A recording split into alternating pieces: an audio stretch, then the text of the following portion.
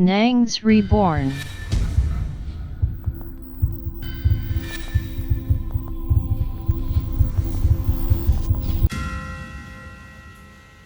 Waouh! Bonjour les bonnes, comment allez-vous? Si vous allez bien, c'est extraordinaire. Aujourd'hui, j'aimerais vous parler de quelque chose. Une chose que tout le monde aime beaucoup et dont les gens ne peuvent pas s'en passer. Il s'agit de quoi? Il s'agit de la nourriture. La nourriture, c'est une chose extraordinaire. Même moi-même, j'aime bien manger. Je ne rigole pas à ça. Mais, quand vous aimez bien manger, faites très attention. Parce que le diable peut vous tendre un piège par la nourriture. Surtout aussi, le diable peut tendre un piège aux gens qui prient beaucoup. Et oui, ça veut dire quoi? Si vous priez beaucoup et que vous menacez beaucoup le diable au travers de vos prières de feu, le diable essaiera de vous tendre un piège par la nourriture. C'est ce que je suis venu vous dire là maintenant. Ça veut dire quoi? Ça veut dire que vous devez contrôler ce que vous mangez. Vous devez faire très attention à ce qui se passe après avoir mangé. Une fois que vous avez fini de manger quelque chose, si vous vous sentez lourd, faites attention. Une fois que vous avez fini de manger quelque chose, si vous remarquez que vous commencez à avoir la nausée, faites très attention. Ça veut dire que la nourriture que vous venez de manger là n'était pas claire. N'était pas claire. Je vous ai dit que sur la terre, si nous sommes en guerre, et le diable, il passera par tous les moyens pour tenter de vous faire tomber. Faites très attention. Si vous finissez de manger une nourriture, et après avoir mangé cette nourriture-là, vous vous endormez seulement. C'est-à-dire, après avoir mangé la nourriture, là, toi, tu te couches, tu t'endors. Normalement, tu te lèves à 5h du matin, mais ce jour-là, tu te lèves à 7h. C'est que la nourriture, ça là, ce n'était pas une nourriture qui est claire. Surtout la nourriture qu'on vend dehors. La nourriture qu'on vend dehors, c'est pas vous-même qui l'avez préparée. Quand c'est comme ça, là, ça élargit le danger. Et oui, ça devient très facile. Très facile pour le diable et ses agents et ses sorciers de vous tendre des pièges comme ça. Venez par exemple, je vais vous faire écouter une histoire. Une histoire qui ressemble à quoi? À ça! C'est un truc hors du commun. Et dans cette histoire, vous allez découvrir des gens qui allaient acheter des beignets chez une femme. Elle était extraordinaire. Quand vous mangez ces beignets-là, vous vous dites, mais waouh, comment c'est possible? Elle a la main de Dieu. Elle a la main de Dieu. Parce que juste, elle s'est préparée. Mais, en dessous se trouve la magie. Elle fait la sorcellerie pour attirer la clientèle. En fait, elle envoûte les gens par sa nourriture. Mais, comme on le dit chez nous, tous les jours pour le voler, mais ce jour pour le propriétaire là, on va finir par l'attraper. Mais comment ça s'est passé? Une jeune femme a décidé de tout nous expliquer ici. Écoutons-la. Précisément au commissariat, il y avait une dame qu'on appelait Magie. Précisément au commissariat, il y avait une dame qu'on appelait Magie. Magie vendait des beignets avec du haricot, de la bouillie et des nouilles chaque matin. Pour ceux qui ne sont pas encore arrivés en Afrique centrale, il faut savoir que nous, les matins, on mange de la bouillie avec les beignets. Magie, là où elle vendait, il y avait un lycée public. Elle était tellement connue que tout le monde venait manger les beignets chez elle. Les gens quittaient de partout juste pour venir manger les beignets de Magie. C'était tellement bon que ça finissait toujours à temps. Aux alentours de là où Magie vendait, il y avait d'autres femmes qui vendaient aussi des beignets. Mais la clientèle partait chez Magie, du coup, ces femmes finissaient toujours par fermer leur point de vente. Magie avait tellement la réputation des beignets les plus bons que même les élèves du lycée escaladaient les murs pour aller manger les beignets de Magie pendant les heures de cours. Alors que dans l'enceinte du lycée, il y avait des gens qui vendaient des beignets aussi. Mais eux, les élèves, c'était seulement Magie. Donc tout le monde mangeait ses beignets dans ce quartier. Les proviseurs, les élèves, les gens qui travaillaient dans les alentours, tout le monde chez Magie. Une fois que tu mangeais ces beignets, impossible de t'en débarrasser. Et même les week-ends, les élèves ne venaient pas à l'école, mais ils arrivaient à l'école spécialement pour manger les beignets de Magie. Un dimanche matin, Magie vendait sa nourriture. Comme d'habitude, il y avait beaucoup de clients et tout le monde voulait être servi. Il y avait un homme qui était dans sa voiture avec sa fille qui avait garé devant chez Magie et il avait fait une très grande commande. Magie était obligé d'abandonner ses clients et de se concentrer sur cette commande-là. Quand le monsieur a été servi, il y avait un homme qui était à côté de lui et cet homme avait remarqué qu'il y avait un peu de bouillie dans le thermos et 2 beignets qui restaient. Vu que la nourriture de Magie était tellement bonne, le monsieur qui était là voulait acheter les 2 beignets qui restaient et ce qui restait dans le thermos. Bizarrement, Magie lui dit qu'il n'y a plus rien dans le thermos. Il dit: ah, j'ai bien vu qu'il y a un peu de bouillie, servez-moi ça, j'ai envie de manger. Magie lui dit: non, je ne vends plus et elle ferme le thermos brutalement. Bon, le monsieur dit à Magie: ah Magie, j'ai vu la bouillie dedans, donne-moi ça, je vais manger avec les 2 beignets qui restent. Vous-même vous connaissez les hommes récalcitrants là. Il dit à Magie: peu importe le prix que tu vas me donner, moi je veux seulement manger la bouillie qui est dans le thermos là et les 2 beignets qui restent. Et donc ça a commencé à attirer l'attention des gens qui mangeaient chez Magie. Ils disent à Magie: ah Magie, donne-lui seulement ça. Elle refusait tellement trop et ça commençait à devenir bizarre. C'est comme si elle cachait quelque chose. Donc le petit Moukout était tellement curieux et donc il va dans le comptoir de Magie, il arrache le thermos de ses mains et il l'ouvre. En ouvrant, il y a le mari de Magie qui vient et bondit sur lui. Wow. Tout ça pour un thermos. Les gens qui mangeaient chez Magie décident donc d'ouvrir le thermos pour voir ce qu'il y avait dedans. En ouvrant, Magie, ses enfants et son mari se sont retrouvés au commissariat. Alors, il y avait quoi dans ce thermos? Les gens ont découvert au fond du thermos des serviettes hygiéniques pour femmes usées, donc avec du sang. Toutes les personnes qui étaient là-bas ont commencé à vomir ce qu'ils avaient mangé. Ah, c'était déjà rentré, vous allez faire comment? Et donc, les serviettes hygiéniques pour femmes usées qui étaient au fond du thermos, c'est ce qui a apporté le bon goût à la bouillie et la clientèle à Magie. Les gens qui étaient là-bas ont commencé à frapper Magie, ses enfants et son mari et du coup ils se sont retrouvés directement au commissariat. Le lundi matin, les gens qui étaient au lycée, les proviseurs et les gens qui étaient dans les alentours ont remarqué que Magie n'était pas là. Et c'est là qu'ils ont appris la nouvelle et ils ont tous commencé à vomir et à cracher. Ah, c'était déjà rentré.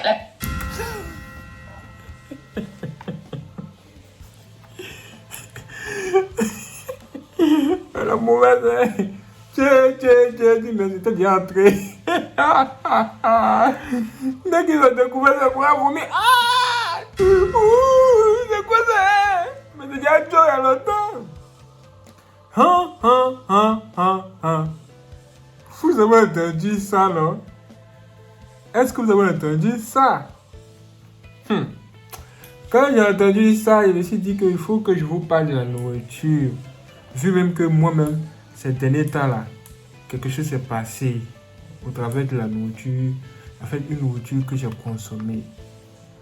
Vraiment, mes frères et sœurs, soyez vigilants.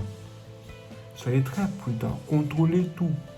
N'ayez pas la tête ailleurs quand vous venez acheter la nourriture. Surtout la nourriture. La personne sait la nourriture, vous voyez clair dedans, vous voyez clair de ce qui se passe. C'est pas de la blague. Maintenant, il veut vomir. C'est déjà trop tard. Mais qu'est-ce qu'elle faisait avec ces genre de choses? C'est pas possible. C'est ce qu'on appelle attirer la clientèle par le pouvoir de la sorcellerie. Et oui, il y a des gens ici sur la terre là, qui cherchent garçons. En fait, il y a certaines femmes, elles cherchent garçons avec le pouvoir de la sorcellerie. Elles peuvent aller voir un marabout ou un féticheur. Le féticheur va lui donner un collier. Dès qu'elle porte ce collier là, vous tous vous la voyez belle au quartier. Vous la voyez même plus belle que toutes les femmes, au point où toutes femmes deviennent jalouses d'elle. Ce genre de choses là, ça existe. Au même titre que la nourriture. Ça, c'est l'envoûtement. Une fois, on a vu sur les réseaux sociaux ici un homme qui vendait du garaba. Vous connaissez, non? À ticket poisson en Côte d'Ivoire. Le gars vendait du garaba. Maintenant, il mélange lui là avec son urine, son pipi. Sérieux? Et puis, le gars venu manger ça. Hein? Il dit, quand il a vu ça, il dit, ouais, ça ne me trompe pas. C'est un signe qui ne trompe pas. Et puis le gars, il avait beaucoup de gens. La clientèle était hors du commun. Pourquoi? c'est parce qu'il utilise le pouvoir de la sorcellerie pour faire marcher son business. Mais les gens qui mangeaient cette nourriture-là, eux, ils étaient envoûtés. Envoûtés. Vous voyez? C'est comme s'ils les enfermaient dans la bouteille. Ils ne pourront pas acheter une gaba nulle part ailleurs, si ce n'est que chez lui. Ça me rappelle aussi ce que j'ai vécu un jour dans une ville qu'on appelle Dabou. À Dabou, il y a un endroit vraiment qui est vers Bouaké Gare. Ceux qui connaissent Dabou peuvent dire exactement où est situé Bouaké Gare. Il y a un endroit qu'on appelle Bouaké Gare à Dabou. Vers Bouaké Gare, là-bas, se trouvait un homme qui vendait du kaba. Il dit, cet homme-là, tout le monde parlait de lui. Les gens comme l'incontournable. Moi, j'entendais les gens me dire que son kaba, c'est extraordinaire, c'est comment, c'est doux. J'entendais les gens dire, j'entendais les gens raconter. Lui, il est gens à plus d'1 kilomètre de là où moi j'habite. Mais déjà, j'entends parler de lui chez moi. Il dit, mais attends, qu'est-ce qui se passe-t-il? Mais quand je dis, bon, je vais aller voir, je vais le goûter pour voir si c'est vraiment tout, j'ai la paresse. À chaque fois, j'ai la paresse. C'était tout le temps comme ça, je ne sais pas pourquoi. Maintenant, plusieurs mois sont passés, voire des années. C'est là maintenant, un jour, je reçois encore une information. On dit, est-ce que tu es au courant? Le gars chez qui tout le monde va acheter du kaba, vers Bouaké Gare, là-bas, le gars là, on dit qu'ils ont retrouvé dans son huile, lui qui prend pour griller le poisson, il y avait tête de magua rouge. Vous voyez, magua, tête rouge là. Il y avait sa tête dans l'huile là. Et lui, il grillait le poisson avec tout. Que c'est quelqu'un qui était venu là, il a jeté un coup de la vue, ça, il dit, c'est quoi ça? Donc il a dit, c'est quoi ça là? Les propriétaires du quartier sont sortis. J'ai commencé à dire, sérieux? Qu'est-ce que c'est? Voici comment ils ont mis la main sur le monsieur. Jusqu'aujourd'hui, son affaire est gâtée comme ça. C'est gâté. Vous voyez le diable? Vous allez aller faire un deal avec le diable. Il dit que tiens, ça prend, il faut faire ton commerce avec. Ça va marcher tout le temps. Mais un jour là, ce que tu fais en secret là, ça va être mis à jour. Nous tous, on va voir tout ça ici. Ça sera mis à nu. Tout le monde saura ça. Oui. C'est pourquoi j'ai fait cette vidéo aussi pour vous dire, arrêtez de manger n'importe quoi. Et après avoir consommé quelque chose là, regardez comment vous vous sentez. Je vais vous donner un exemple simple. Si vous finissez de manger et que même pendant que vous êtes en train de manger là, vous sentez que vous buvez beaucoup d'eau et vous buvez beaucoup d'eau, c'est que c'est une bonne nourriture que vous êtes en train de manger. Mais si vous êtes en train de manger, déjà vous prenez une cuillère même là, et puis vous sentez que c'est comme si il y a quelque chose qui ne va pas. C'est comme si la nourriture ne passait pas bien. Dès que vous sentez ça, ne forcez pas. C'est comme un jour, moi, quelqu'un est venu me donner du poisson grillé. Il dit, ça c'est quoi ça? Je regarde ça même là. Mon esprit me dit qu'il ne faut pas manger ça. Mais il dit, non, c'est de la blague, non, attends, je vais essayer. Mais il ne voulait pas, c'était comme si je... À un moment donné, il dit, bon, c'est bon. Puisque mon esprit n'accepte pas que je mange cette nourriture, donc je ne vais pas forcer. On va commencer à aller jeter la nourriture là. Même si c'était un gros, bien que ce soit un gros poisson. Il dit, la même nuit, quand je me suis endormi là,